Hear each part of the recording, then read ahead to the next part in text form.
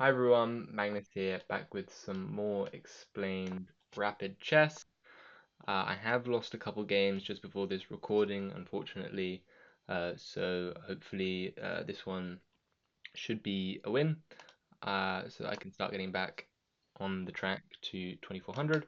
But I am going for a Sicilian defense here, going to be playing Accelerated Dragon. This is definitely an opening I'm very familiar with. Morochi bind, pawn to c4. I actually think this is theoretically um, one of the better openings to play against the Accelerated Dragon, but I don't really think it's all that good. I think this d6 sidelines very good. The idea is that eventually you'll trade the knights, lure the queen out from the d1 square, and then your bishop is lined up with the queen nicely so that there are discoveries. That's why our opponent has to get out of the way. But now you've wasted two moves moving the queen back and forth. Meanwhile, I develop pressure on this pawn here. And let's say you castle. I will put my queen out to a5. The idea is that I want to make way for my rook to attack this pawn.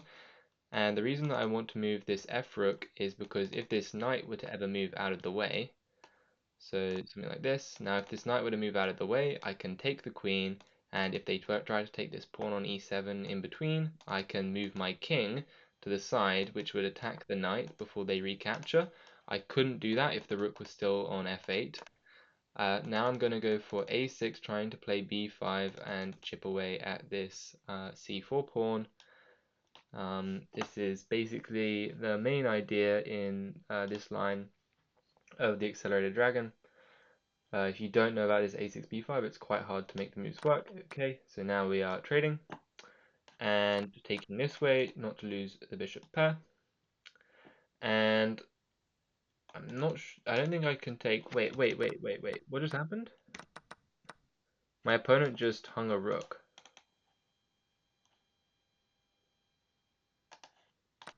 I'm gonna take it. Okay. And can I take rook c2, rook d1, take... That doesn't seem very smart. So I think I'm just going to play bishop d7 and try and break with b5. That was a little bit weird. Is b5 still a move? Because takes it. Yeah, b5 still looks good. My opponent's playing super fast and just resigns. So at least that feels good to get back with a win after having had quite a few losses just before. I think that's probably, yeah, okay. I had 98 accuracy. It was close to perfect game. But I mean, this is mostly just known stuff. I can quickly try and explain what was going on exactly in terms of the details.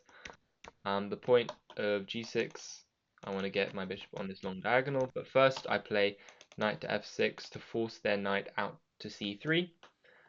Because if I go bishop g7 immediately, often people go knight c2, and I find that to be quite annoying, because then I have no obvious trade and I can't lure their queen out. So I like this move, and then the point of d6 is that it's sort of like a little bit of a trappy move, because on the move bishop to e3, I have knight g4, which attacks the bishop, and if the bishop were to move away, say here, I would have the move queen to b6 lining up with the knight and checkmate. And I've had games that just end with the knight moving away and then queen takes this checkmate. And equally, if the bishop doesn't move away, and let's say you just play something like the queen, then like black's just much better with this bishop unopposed on the long diagonal, good pressure on the knight. So that's the point of d6. Bishop e2 is therefore the main move, stopping the knight from jumping and preparing the bishop coming out. But then I am allowed to trade the knight and force the queen out into the center, from which I develop my bishop with initiative to attack the queen. And on bishop to e3, I castle, so that now knight g4 is a threat. So let's say white were to castle, I could play knight g4, and I would once again win the bishop, and I would have my unopposed dark squared bishop, and black is better again.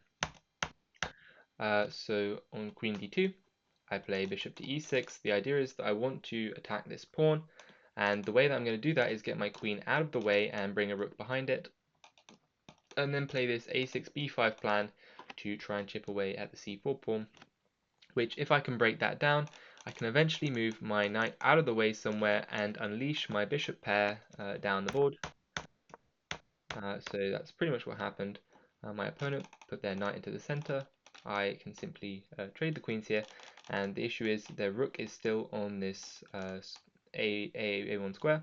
It should be on the C1 square before they start moving their knight. So after this trade, I simply taking the knight, and I win a rook in the corner. Apparently, bishop d4 check is slightly more accurate, just to force the king into the corner first, which definitely does make sense. I have seen this from time to time.